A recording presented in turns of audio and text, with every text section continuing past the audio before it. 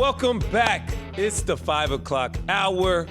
Today with Roman Harper, host of the Paul Feinbaum Show, and we're going to get right to it. We got our next guest is Phillip Dukes Phillip Dukes, apologize, my guy, with On3, and you are a national recruiting reporter, and you are fresh off a visit, or did you go see down at Auburn at the Plains? So what were your first impressions? Tell me and inform our guest what you see, what you notice. Tell me, what are you feeling from the Plains of Auburn right now?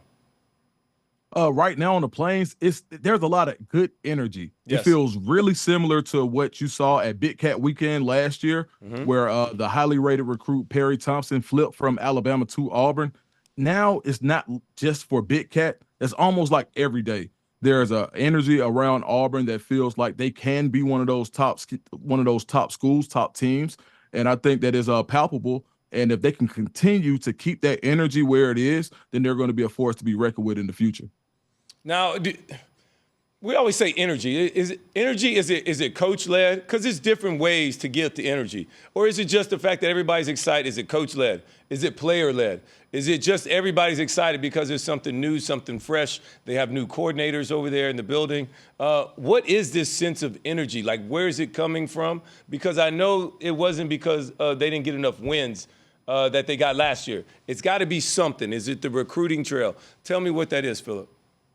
I think it's a mix, a really good blend of high-level recruiting. Yep. When you look at landing the number one player in Alabama in Cam Coleman, who now is on campus and has been practicing, and he is 1,000% as advertised. You get a guy like that on campus, and you mix him in with guys who have already bought into the Auburn culture. Now, when you think about the Auburn culture, you got to start with the coaching staff. You look at a guy like Hugh Freeze, who's been successful everywhere he's been, who's recruited well everywhere he's been. And now, I mean, you hate to say it, but the guy up the road in Tuscaloosa isn't there anymore.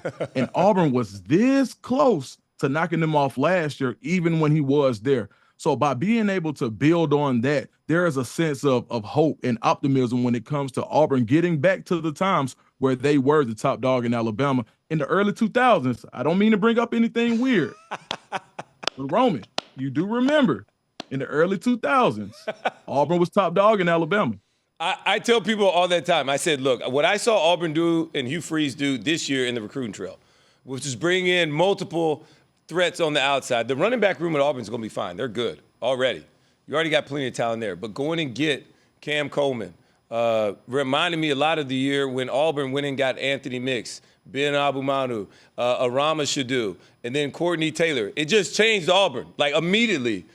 The results changed, and all of a sudden, these are players that Alabama was trying to recruit and trying to get, but all of a sudden they start going and punching tickets and signing with Auburn. I think I feel a sense of that. I'm not going to give you that much, Auburn that much yet. They still got to go out there and win it.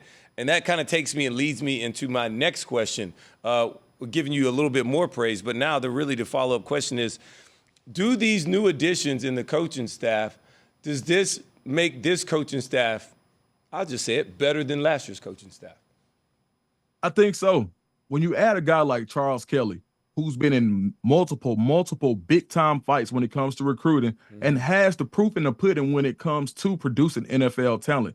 You look at a guy who's recruited and coached Jalen Ramsey, recruited and coached Derwin James when he was at Florida State, and Brian Branch last year. He had 3 guys last year who were drafted at Bama who actually played significant roles in the NFL. So when you go along those lines and you're saying, okay, do we have the proof of concept when it comes to being one of those schools that you can get the development at without having the previous first round picks under that logo? So you bring in coaches that have had it. You got DJ Durkin, who's been a head coach before, who had a great season last year as a defensive coordinator, who now is bringing that energy and letting people know we're going to be aggressive when it comes to go get the quarterback.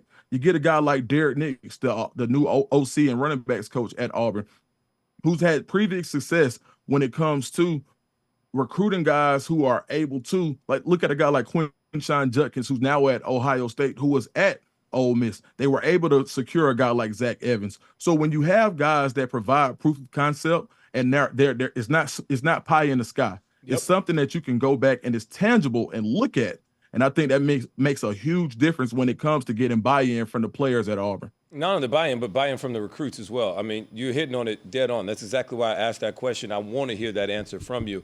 One more question about the coaches before we move on to the players, and that is, who calls the plays next year? Is it Hugh Freeze or is it Derek Nix, who you just mentioned? I believe it'll be Hugh Freeze with some influence from Derek Nix, but it's absolutely going to be Hugh Freeze. Mm-hmm. I think last year you saw a blend of Tulsa's former offense with Hugh Freeze's offense, which in theory seems like it would be like a perfect mix. But when you saw some of those games where you saw actual passing yardage stats that were under 150 yards, it's like, is that what you really need in order to continue to keep these guys, these highly rated guys, these wide receivers, which is probably the best wide receiver class in Auburn history? As you mentioned, the Courtney Taylors, the Ben Abamanus, the Darren Aramasudus of the world back then, that was like groundbreaking. Yes, it was. This class has the potential to be better. And when you look at a guy like Cam Coleman, you look at a guy like Perry Thompson, and I always compare those two guys to AJ Green and Julio Jones with their physical makeup. When you've got those guys, you add in a slot guy like Bryce Kane, you add in a superb athlete like Malcolm Simmons. When you add these guys, you have to provide proof of concept on the field. And I think Hugh Freeze has said, you know what, in order for me to keep these guys in school with the way the transfer portal is now, I have to show that we can get vertical. And I think that he's going to take that onus on himself. Yeah, I love that answer because we all saw it. Auburn was a mixed bag at times offensively, where some games they look great, but then other games you're like, what was that? Or even versus Alabama, where they had so much success running the ball, and where was that, right? So all of these things continue to happen. And then they had the bowl game. It was a disappointment. We're not going to harp on that. We're moving on. I like what I'm hearing about Auburn football going forward, and I'm sure some of the fans are like hearing what you're talking about, too. It's probably better than what they saw on the basketball court recently. So how about the offensive line? I want to talk about the players. The offensive line for Auburn, under the previous regime, probably was not highly recruited enough. This offensive line this year, how good can they be, and will they be a strength, not just a concern for this Auburn offense? I think this is the first year in a long time where the offensive line will be a strength, and not only in the run game, but also in the pass protection game. You look at a guy like Percy Lewis, the 6'8", 350-pound transfer who will be playing left tackle that came in from Mississippi State. He gives you the type of guy that can set the edge, and also when it gets to those fourth quarter tough situations, can just lean on you. When you look at what Alabama's been able to do, when you look at what Georgia's been able to do, when it came into tough situations, you didn't have to worry about getting the first down because you had the absolute girth in order to be successful. Now you start to add guys like that. You add him to a guy like Jeremiah Wright, a guy from Alabama who has a very, very mean, nasty streak at guard. You add him with a guy like Dylan Wade, who was a Tulsa transfer, had a ton of starts. They moved him to the inside now. You get a cerebral guy who I really feel like is a clone of Alex Mack, the All-Pro, which is Connor Liu, who was a last-minute addition to the class when Hugh Freeze got there, who was he was committed to Miami, flipped to Auburn, and he played a little bit last year. Well, actually, he played a good bit last year. And when you have guys like that who can now create synergy, they're playing together in spring, they're starting to get a feel for what each other's tendencies are, I think that it bodes very well for Auburn to be successful on the offensive line this year. Well, Phillip Dukes, this is Roman Harper's NIL $1 million question for you right now. Will Peyton Thorne be the starting quarterback for the Auburn Tigers at the end of next season? 1,000%. Okay. I feel like Auburn really, when you look at what Auburn was able to do in attracting recruits, in attracting transfer portal candidates, they had a choice to go get a quarterback. They made their decision to stay with Peyton Thorne based on the fact that they felt like if they added the proper talent around him, you would be able to see the Peyton Thorne of 2021 or 2020, actually. Peyton Thorne didn't come with a whole lot of hoopla, but when you looked at the film when he was at Michigan State, he was able to be on time. He was able to throw from the correct arm slots, and he knew where to go with the ball. with his second year in the offense, which I think is severely understated in college football with the amount of transition between offensive coordinators and their new schools, Peyton Thorne he'll have an opportunity to actually really digest Hugh Freeze's offense. And now having those concepts that he saw last year, but being able to be coached by your head coach on what he wants, I think it'll make a huge difference and it'll pay dividends. And I think Peyton Thorne is absolutely your starter. All right, Phillip, one more question here. I'm going to get you up out of here, man, and that's going to be on the defensive side.